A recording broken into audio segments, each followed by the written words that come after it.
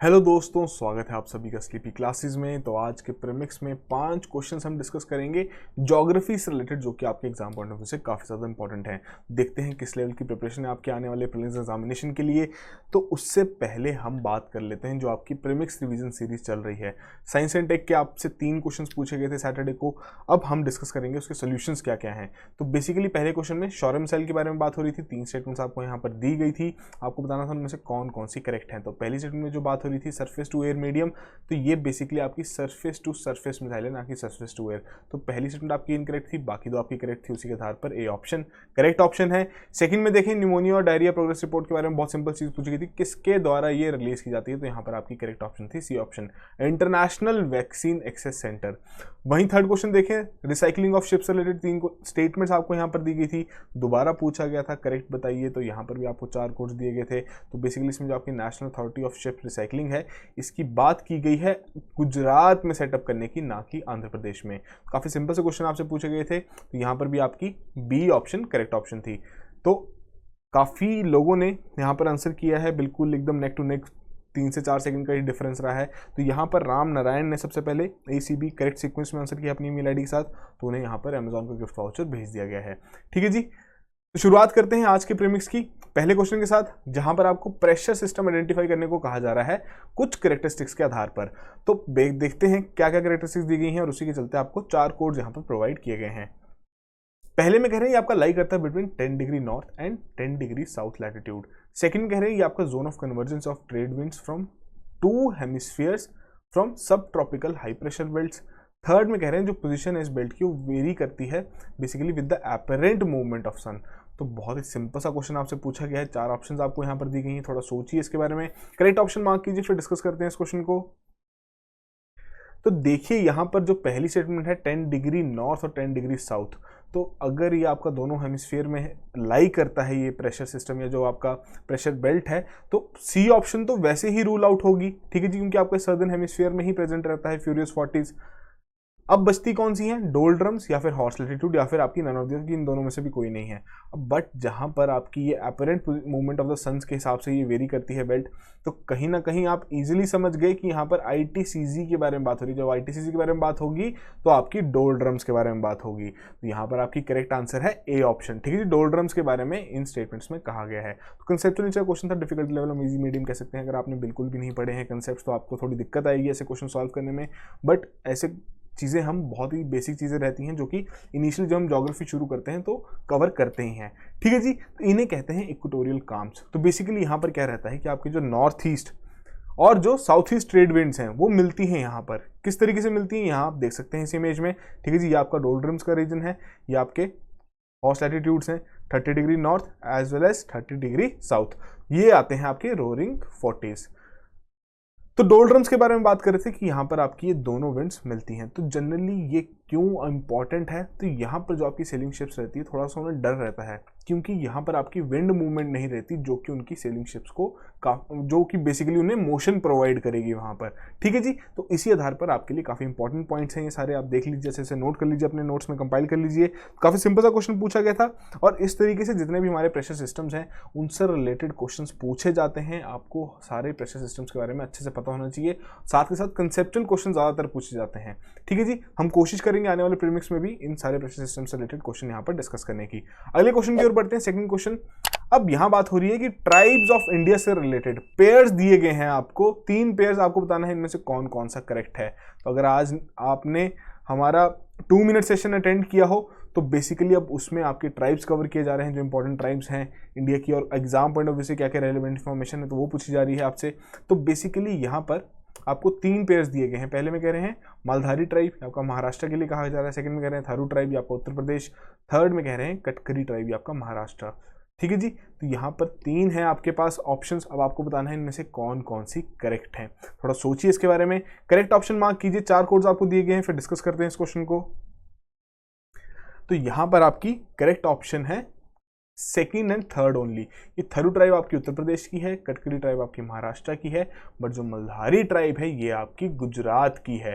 ठीक है जी, आज के ही 2 मिनट सेशन में डिस्कस हुआ है। तो इस तरीके के जो फैक्चुअल नेचर के क्वेश्चन रहते हैं काफी इंपॉर्टेंट रहते हैं। क्वेश्चन किसी भी तरीके से आपको पूछा सकता है एंड मोर और लेस जो क्वेश्चन पूछे जाते हैं वो आपके बेसिकली अगर करंट अफेयर में कोई ट्राइब आई है, उससे रिलेटेड कोई न्यूज आई है, तो उससे तो स्पेसिफिकली कवर करना बहुत ज्यादा इंपॉर्टेंट है। कटकरी ट्राइब महाराष्ट्र के बारे में बात की जा रही है, स्मॉल नंबर्स आपके इसके प्रेजेंट है गुजरात, कर्नाटक और राजस्थान में भी। तो बेसिकली इसका जो नाम है डिराइव हुआ है from a forest based activity, the making and bartering और सेल ऑफ कतेचू। ठीक है जी, खैर ट्री से जो निकाला जाता है। ठीक, और ये बेसिक इन्फॉर्मेशन है थरू ट्राइब के बारे में कि उत्तर प्रदेश को बिलोंग करती है और कौन कौन से स्टेट्स में, उत्तराखंड हो गया, उत्तर प्रदेश हो गया, बिहार हो गया। फॉरेस्ट ड्वेलर्स और एग्रीकल्चर मेन ऑक्यूपेशन है इनका, और साथ के साथ ये बरना फेस्टिवल यहाँ पर सेलिब्रेट करते हैं during the month of Shravan every year. Important है आपके लिए। वहीं बात करें जो आपकी इनकरेक्ट थी, कौन सी थी? मलधारी ट्राइब। ठीक है जी, तो यहाँ ये आपकी गुजरात की ट्राइब है। तो ये जितनी भी इंफॉर्मेशन है आज की 2 मिनट सेशन में डिस्कस की गई है, आपको लिंक यहाँ प्रोवाइड कर दिया जाएगा, इसे जाके जरूर अच्छे से देखिए। अगले क्वेश्चन की ओर बढ़ते हैं, थर्ड क्वेश्चन। तो यहाँ पर आपको कुछ स्टेटमेंट्स दी गई हैं शुगर केन से रिलेटेड। आपको क्या बताना है इनमें से कौन कौन सी स्टेटमेंट्स इनकरेक्ट है, उसी के चलते आपको 4 कोड्स यहाँ पर प्रोवाइड किए गए हैं। पहली स्टेटमेंट देखते हैं, कह रहे हैं कि जो आपकी शुगर केन है सदर्न इंडिया में उसका लो शुगर कंटेंट है और जो नॉर्दर्न इंडिया में है उसका हाई शुगर कंटेंट है। सेकंड में कह रहे हैं जो आपकी शुगर केन बेसिकली ग्रो करती है well in hot and humid climate with a temperature of 21 degree celsius to 27 degree celsius. Third में कह रहे हैं जो आपकी शुगर केन है उसे जरूरत पड़ती है annual rainfall of more than 150 centimetre. तो इनकरेक्ट स्टेटमेंट आपको यहाँ पर बतानी है। 3 स्टेटमेंट्स आपको दी गई हैं इससे रिलेटेड, 4 कोड्स आपको यहाँ प्रोवाइड किए गए हैं। थोड़ा सोचिए इसके बारे में, करेक्ट ऑप्शन मार्क कीजिए, फिर डिस्कस करते हैं इस क्वेश्चन को। तो देखिए, अगर आपने शुगर केन के बारे में अच्छे से पढ़ा है तो जनरली आपकी 2 तरीके की रहती हैं, एक सब ट्रॉपिकल, एक ट्रॉपिकल। ठीक है जी, नाम से ही क्लियर हो रहा है ट्रॉपिकल कौन सी रहेगी, जो आपके सर्दर्न रीजन की रहेगी। और जो सेकंड स्टेटमेंट बात हो रही है इसे हॉट एंड ह्यूमिड क्लाइमेट चाहिए, तो ये बिल्कुल करेक्ट है। ठीक है जी, 21 डिग्री सेल्सियस से लेकर आपका 27 डिग्री सेल्सियस का टेम्परेचर इसे चाहिए होता है। तो ये जनरली इसे कहाँ मिलेगा? सदर्न इंडिया में। अगर सदर्न इंडिया में इसे प्रॉपर सब चीज़ें मिल रही हैं, जो हम कह सकते हैं जो कंडीशंस मीट हो रही हैं, तो उसके आधार पर जो आपका शुगर केन होगा सदर्न इंडिया का, उसका शुगर कंटेंट ज़्यादा होगा, ना कि नॉर्दर्न इंडिया वाले का। तो नॉर्दर्न इंडिया का जो आपका सब ट्रॉपिकल रीजन में जो आपको शुगर केन पाया जाता है, जिसे सब ट्रॉपिकल शुगर केन भी कहते हैं, तो यहाँ पर इसका शुगर कंटेंट कम रहता है। वहीं थर्ड स्टेटमेंट में इसे 150 सेंटीमीटर तक की रेनफॉल की जरूरत नहीं पड़ती, कम रहती है। डिस्कस करते हैं कितनी रहती है, बट उससे पहले करेक्ट ऑप्शन मार्क कर लेते हैं। फर्स्ट और थर्ड स्टेटमेंट यहां पर आपकी इनकरेक्ट है, उसी के आधार पर ए ऑप्शन करेक्ट ऑप्शन है। जैसे कि हमने बात की कि ट्रॉपिकल भी रहती है, सब ट्रॉपिकल भी रहती है। ठीक है जी, जो नॉर्दर्न इंडिया में है वो आपकी सब ट्रॉपिकल वैरायटी है और उसका कम शुगर कंटेंट रहता है क्योंकि उतनी कंडीशंस मीट नहीं हो पाती। साथ के साथ जो आपकी नॉर्दर्न इंडिया में विंटर सीजन्स हैं उस दौरान भी आपकी शुगर फैक्ट्रीज बंद रहती हैं। और जिस हिसाब से अगर हम सदर्न इंडिया के बारे में बात करें तो वहाँ पर ट्रॉपिकल वैरायटी मिलती है जिसका शुगर कंटेंट भी हाई होता है और यील्ड भी वहाँ पर हाई होती है। ठीक है जी, टेम्परेचर की बात तो हम ऑलरेडी कर चुके हैं। रेनफॉल कितना चाहिए इसे? 75 टू 100 सेंटीमीटर। तो ये थी आपकी बेसिक स्टेटमेंट से रिलेटेड।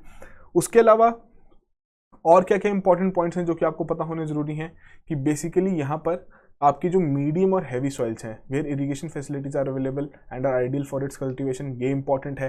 ठीक है जी, फिर आपकी वैरायटी ऑफ सॉइल्स में भी ये ग्रो की जा सकती है। और जो सबसे आपका लॉन्ग मेच्योरिंग क्रॉप है बेसिकली ये शुगर केन है, जो कि प्लांट की जाती है between February and April. Harvesting कब से शुरू होती है? October and November. तो ये सारे पॉइंट्स आपके लिए इंपॉर्टेंट हैं। वहीं बात करें कौन कौन से मेजर एरियाज हैं, आपको क्वेश्चन इस तरीके से पूछा सकता है सीधा फैक्ट बेस्ड कि नीचे स्टेट्स के नाम लिखे गए हों, बताइए इनमें से कौन कौन से आपके मेजर प्रोड्यूसिंग एरियाज हैं शुगर केन के लिए। तो काफ़ी इंफॉर्मेशन भरा आपका क्वेश्चन है, अच्छे से इसे कंपाइल कर लीजिए अपने नोट्स में और इस तरीके के क्वेश्चंस आपसे पूछ लिए जाते हैं किसी भी क्रॉप से रिलेटेड। तो आई होप आपने इसको करेक्टली मार्क किया हो। फोर्थ क्वेश्चन, आइसोहाइट से रिलेटेड कह रहे हैं कि आपकी लॉइन है जो कि ज्वाइन करेगी प्लेसेस हैविंग इक्वल, 4 ऑप्शन दी गई हैं, ह्यूमिडिटी, रेनफॉल, टाइड्स या फिर हाइट या फिर एल्टीट्यूड। तो 4 ऑप्शंस हैं, थोड़ा सोचिए इस टर्म के बारे में, क्या मतलब है इस टर्म का। करेक्ट ऑप्शन मार्क कीजिए, फिर डिस्कस करते हैं इस क्वेश्चन को। तो बेसिकली यहां पर करेक्ट ऑप्शन है रेनफॉल, कि अगर हम इंडिया के कंटेक्स्ट में बात करें, ठीक है जी, जैसे कि आप देख रहे हैं यहां पर लाइंस ड्रॉ की गई हैं, तो इन लाइंस का ड्रॉ करने का मतलब क्या है कि ये जो लाइंस आपकी ड्रॉ की गई हैं, इन सभी लाइंस पे जितने भी प्लेसेस हैं वहां पर same amount of rainfall witness करने को देखा जाता है। ठीक है जी, किसी भी एक गिवन पीरियड में। तो ये जो आपकी लाइंस रहती हैं उन्हें हम आइसोहाइट्स कहते हैं। ठीक है जी, और ये आपके मैप पॉइंट ऑफ व्यू से कि मैप किस तरीके से तैयार किए जाते हैं तो उसमें भी काफ़ी इंपॉर्टेंट रहता है, और बहुत ही ईजी नेचर क्वेश्चन था कि आई होप आपने इसको करेक्टली मार्क किया। उसके अलावा और कौन कौन से पॉइंट्स हैं जो कि आपके लिए इंपॉर्टेंट है? आइसोबाथ हो गया, वो क्या ज्वाइन करेगा, कौन से पॉइंट्स को ज्वाइन करेगा? जिसका सेम डेप्थ होगा बिलो वाटर। फिर बात आती है आइसोबार के बारे में कि जहां पर सेम एटमॉस्फेरिक प्रेशर रहेगा उन सभी पॉइंट्स को ज्वाइन करेगा। ये आपकी मैपिंग में सबसे ज्यादा काम आती हैं सारी टर्म्स। वहीं बात करें आइसोथर्म के बारे में, थर्म से ही क्लियर हो रहा है कि टेम्परेचर के बारे में बात हो रही है, तो आपके उन पॉइंट्स को ज्वाइन करेगा जिसका सेम टेम्परेचर रहेगा। ठीक है जी, काफी सिंपल सा क्वेश्चन था। अगले क्वेश्चन की ओर बढ़ते हैं, फिफ्थ क्वेश्चन। तो यहां पर आपको कुछ स्टेटमेंट दी गई हैं, आपको बताना है कि कौन सी लेक मेंशन हुई है इन 4 स्टेटमेंट्स में। पहले में कह रहे हैं कि मेन सोर्स जो वाटर है इस लेक का वो है आपका रिवर झेलम। सेकंड में कह रहे हैं आपको situated on the foothills of Harmukh mountain. Third में कह रहे हैं जो लेक है आपकी डेजिग्नेट की गई थी as Ramsar wetland site in the year 1990। और फोर्थ में कह रहे हैं आपकी फ्रेश वाटर लेक है। 4 स्टेटमेंट्स दी गई हैं, थोड़ा सोचिए इसके बारे में। 4 कोड आपको यहां प्रोवाइड किए गए हैं, करेक्ट ऑप्शन मार्क कीजिए, फिर डिस्कस करते हैं इस क्वेश्चन को। तो देखिए, रिवर झेलम के बारे में अगर बात हो रही है कि कौन कौन सी लेक्स हैं, पहली बात तो अगर आप देखें कि ऑलमोस्ट आपकी सारी लेक्स ही ये कौन से रीजन को बिलोंग करती है? जम्मू एंड कश्मीर। ठीक है जी, क्योंकि आप इजीली बता सकते हैं कि हरमुख माउंटेन आपका वहीं पर लोकेटेड है और उसके फुट हिल्स के बारे में बात हो रही है। अगर आपको डायरेक्टली याद नहीं है कि कौन सी लेक के बारे में बात हो रही है, थोड़ा एलिमिनेशन लगाते हैं। रिवर झेलम के लिए काफ़ी इजीली आप बता सकते हैं कि पहली बात तो आपकी जो म्युनिसिपल लेक है ये करेक्ट ऑप्शन है कि ये भी आपका इसका जो यहाँ पर इस लेक में जो पानी है वो रिवर झेलम से ही आता है। उसके अलावा आपकी वुलर लेक है, तो कहीं ना कहीं आप 2 ऑप्शंस पर आ गए। अब आती है रामसार वेटलैंड साइट के बारे में कि 1990 में से डेजिग्नेट कर दिया गया था, तो काफ़ी इजीली आप बता सकते हैं कि यहाँ पर वुलर लेक के बारे में ही बात की जा रही थी और यही आपकी करेक्ट ऑप्शन है। ठीक है जी, तो ये बेसिक इन्फॉर्मेशन है। इस तरीके की जितने भी इंपॉर्टेंट लेक्स रहती हैं आपके एग्जाम पॉइंट ऑफ व्यू से इंपॉर्टेंट रहती हैं और उनसे रिलेटेड आपको क्वेश्चन किसी भी तरीके से पूछा जा सकता है। तो शुरुआत करते हैं प्रीमिक्स रिवीजन सीरीज के बारे में। तो पहले एक बार इन्फॉर्मेशन दे देते हैं जो पहली बार देख रहे हैं आज इस लेक्चर को, कि 3 क्वेश्चन आपके पूछे जाते हैं पुराने प्रीमिक्स से, जिसमें आपको रिवीजन का जो सिलेबस रहता है एक दिन पहले दे दिया जाता है। सपोज जैसे हमने सैटरडे को ही बता दिया था कि आज आपसे ज्योग्राफी से रिलेटेड जो प्रीमिक्स पूछे जाएंगे वो रहेंगे आपके दिसंबर और जनवरी महीने के। ठीक है जी, और अब जो इन 3 क्वेश्चंस को करेक्टली आंसर करेगा उसे मिलता है अमेज़न का गिफ्ट कार्ड वर्थ 500 रुपीज। इसमें करना क्या है, 3 क्वेश्चंस हैं आपके, R1, R2, R3, तीनों का आंसर करना है आपको अपनी ईमेल आईडी के साथ। ठीक है जी, तो यहां पर तीनों चीजें आंसर करनी है ईमेल आईडी के साथ, करेक्टली कमेंट पोस्ट करना है एक ही कमेंट में। तो जो सबसे पहले कमेंट पोस्ट करता है उसे वहां पर वो गिफ्ट वाउचर भेज दिया जाता है। तो इसमें घबराना नहीं है कि आपका कमेंट अप्रूवल के लिए वेट किया जा रहा है। आपका जिस टाइम पे भी आपने कमेंट पोस्ट किया होगा वो टाइम स्टैम्प वही रहेगी, अप्रूवल चाहे वो एक दिन बाद ही क्यों ना हो। ठीक है जी, और पढ़ना कैसे है, तो इस तरीके से हमारा जो प्लेटफॉर्म है वहां पर सारे प्रीमिक्स आपके कंपाइल्ड फॉर्मेट में और फ्री ऑफ कॉस्ट आप यहां पर एनरोल कर सकते हैं। ठीक है जी, लिंक आपको डिस्क्रिप्शन में प्रोवाइड कर दिया गया है, जाके देखिए इसे अच्छे से, सारी पीडीएफ्स भी यहां पर अवेलेबल हैं। तो शुरुआत करते हैं आज के प्रीमिक्स रिवीजन सीरीज की ज्योग्राफी 2, जिसमें आपसे 3 क्वेश्चन पूछे जाएंगे। शुरुआत करते हैं पहले क्वेश्चन के साथ। अब आपसे यहाँ ओमान से रिलेटेड कुछ स्टेटमेंट्स दी गई हैं, आपको बताना है इनमें से कौन कौन सी स्टेटमेंट्स करेक्ट हैं। 3 स्टेटमेंट दी गई हैं, उसी के चलते 4 कोड्स यहाँ प्रोवाइड किए गए हैं। थोड़ा सोचिए इसके बारे में, वीडियो पॉज कीजिए, करेक्ट ऑप्शन मार्क कीजिए। अगले क्वेश्चन की ओर बढ़ते हैं, R2। अब यहां पर भी आपको 4 स्टेटमेंट्स दी गई हैं। बेसिकली एक तरीके से पेयरिंग भरा क्वेश्चन दिया गया है कि इसमें जिसमें आपको बताना है कौन कौन से पेयर्स आपके यहाँ पर करेक्ट हैं। बात हो रही है बोलाइट, मेटेराइट, कॉमेट और पेनम्बरा के बारे में। थोड़ा सोचिए, वीडियो पॉज कीजिए, करेक्ट ऑप्शन मार्क कीजिए। अगले क्वेश्चन की ओर बढ़ते हैं, R3। ओशियन करंट्स के बारे में यहाँ पर बात की जा रही है। आपको दी गई हैं 4 स्टेटमेंट्स, आपको बताना है इनमें से कौन कौन सी स्टेटमेंट्स आपकी करेक्ट हैं। तो इसमें आपके दोनों ही factual as well as conceptual questions पूछे गए हैं, सारी स्टेटमेंट्स यहाँ पर पूछी गई हैं ओशन करंट से रिलेटेड। थोड़ा सोचिए, करेक्ट ऑप्शन मार्क कीजिए और तीनों क्वेश्चंस का R1, R2 और R3 की फॉर्मेट में अपनी ईमेल आईडी के साथ करेक्ट ऑप्शन मार्क करते हुए वहां पर अपना कमेंट पोस्ट कर दीजिए। ठीक है जी, अब अगले दिन के प्रीमिक्स की बात कर लेते हैं। तो कल हम डिस्कस करेंगे आपका हिस्ट्री का प्रीमिक्स। तो आपका इसमें प्रीमिक्स रिवीजन सीरीज में जो आपके दिसंबर और जनवरी के प्रीमिक्स ऑलरेडी कंपाइल्ड फॉर्मेट में हमारे प्लेटफॉर्म पर अवेलेबल हैं, आपको जाके वो देखने हैं, एक बार रिवाइज करने हैं ताकि आपका अच्छे से रिवीजन हो जाए।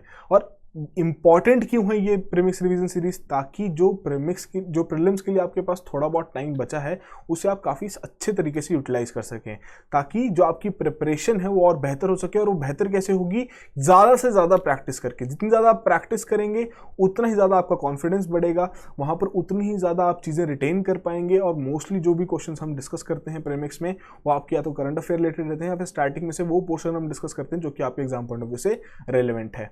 ठीक है जी। इसी से रिलेटेड और कौन कौन से इनिशिएटिव्स चल रहे हैं स्लीपी क्लासेस में प्रीलिम्स से रिलेटेड, तो उसमें आपका प्रीलिम्स क्रैश कोर्स है जिसमें आपको सिर्फ करंट पोर्शन अवेलेबल है।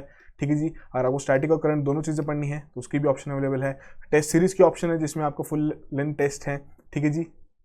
10 फुल लेंथ टेस्ट आपको अलग से दिए गए हैं 999 के। फिर अगर आपको sectional as well as HLTs भी देने हैं, हाफ लेंथ टेस्ट भी देने हैं, तो उसकी भी ऑप्शन अवेलेबल है। अगर आपको पूरा ही कॉम्बो कोर्स परचेज करना है तो सारी ऑप्शन यहाँ पर अवेलेबल हैं। सारी डिटेल्स वेबसाइट पे हैं, आप जाके चेक कीजिए, देखिए इन्हें अच्छे से। और अगर आपकी कोई भी क्वेरी हो आप हमें कॉल कीजिए, हम आपकी हर एक क्वेरी को यहाँ पर रिजॉल्व करने की कोशिश करेंगे। तो इसी तरीके से रेगुलरली इस इनिशिएटिव को फॉलो करिए, प्रीमिक्स रिविजन सीरीज को फॉलो कीजिए, ताकि जो आपकी प्रीलिम्स बेस्ड प्रिपरेशन है और ज़्यादा बेहतर हो सके और आप इस साल का प्रीलिम्स क्रैक कर सकें। That will be all the very best, have a good night.